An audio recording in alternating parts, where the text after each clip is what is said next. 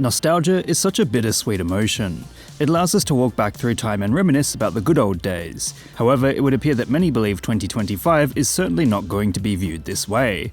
From labubus, Kpop Demon Hunters, which is actually pretty good, matcha, Benson Boone, Dubai chocolate, and many more, it would seem 2025 has been labelled the year of consumption.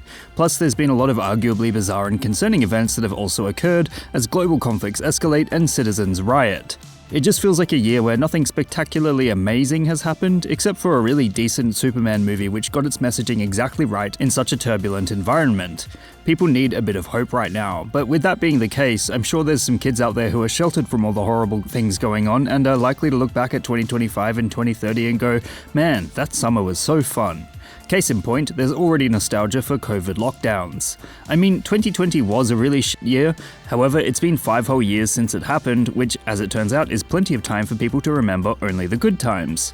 After all, the lockdown meant that those with gaming setups could spend a ton of time catching up with mates and just messing around online, and properties like Among Us saw dazzling levels of media coverage for their ability to pull people together. That being said, nostalgia can definitely be a trap.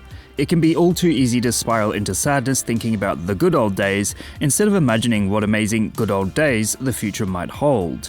And personally, 2025 genuinely hasn't been the best year for me.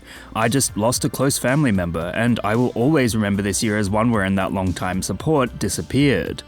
Let's move back to the shitposting though, because it is interesting that the concept of nostalgia would be put to the ironic microscope.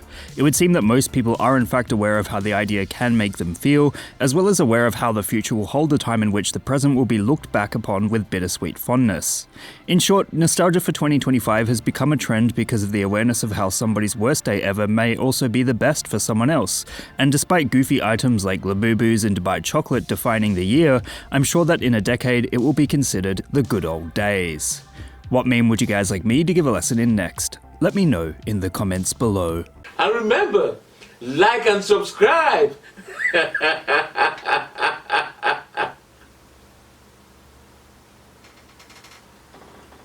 Or else.